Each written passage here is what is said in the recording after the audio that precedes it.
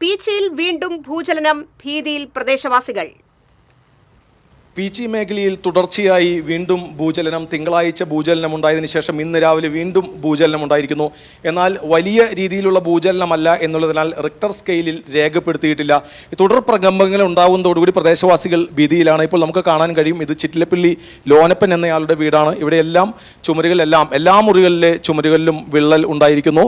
20ഓളം വീടുകളിൽ ഇതിനകം തന്നെ വിള്ളലുണ്ടായി എന്നുള്ളതാണ് നമുക്കറിയാൻ സാധിച്ചിട്ടുള്ളത്.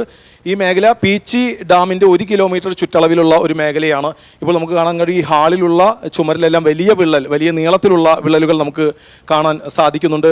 ആദ്യം ഭൂചലനം ഉണ്ടായത് തിങ്കളാഴ്ച വൈകിട്ടാണ്. ആ വീട്ടുകാർ തന്നെ പറയും, എന്തായിരുന്നു അനുഭവം? തിങ്കളാഴ്ച വൈകിട്ട് ഒരു 6 മണിക്ക് ശേഷം ഒരു 6, 10 അതിൻ്റെ ഉള്ളിലാണ്. ഞാൻ ഇപ്പോൾ എൻ്റെ ലാസ്റ്റ് റൂമുണ്ട് ഞങ്ങളുടെ വീട്ടിൽ. ആ റൂമിൽ നിന്ന് എൻ്റെ കൊച്ചിനെ പഠിപ്പിക്കുകയായിരുന്നു. അപ്പോൾ ഭയങ്കരമായൊരു മുഴക്കത്തൊരു സൗണ്ടും പിന്നെ എന്താ പറയുക, ഒരു പ്രകമ്പനം പോലെ.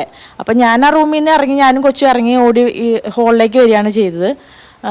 പിന്നെ അപ്പോൾ ആ സമയത്ത് എനിക്ക് പരിശോധിക്കാൻ പറ്റിയില്ല. ഇന്ന് രാവിലെ വീണ്ടും ഉണ്ടായി ചെറിയ തോതിൽ.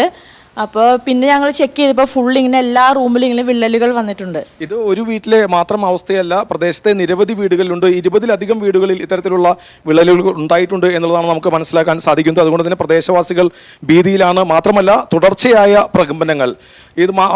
ഇത് പീച്ചി ഡാമിൻ്റെ 1 കിലോമീറ്റർ ചുറ്റളവിലാണ് ഈ ഭൂചലനം ഉണ്ടായിട്ടുള്ളത്, ഈ പ്രകമ്പനം എല്ലാം ഉണ്ടായിട്ടുള്ളത്. അതുകൊണ്ട് തന്നെ നിരവധി വീടുകളിൽ വിള്ളലുണ്ട് എന്നതിനൊപ്പം തന്നെ വലിയ ആശങ്കയിലാണ് പ്രദേശവാസികൾ.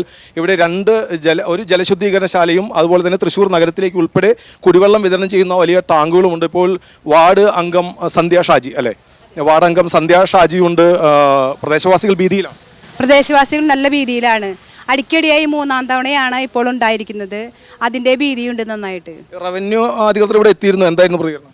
എത്തിയിരുന്നു. അവർ നന്നായിട്ട് അന്വേഷിക്കാം, പഠനങ്ങൾ നടത്താമെന്ന് ഉറപ്പ് പറഞ്ഞിട്ടുണ്ട്.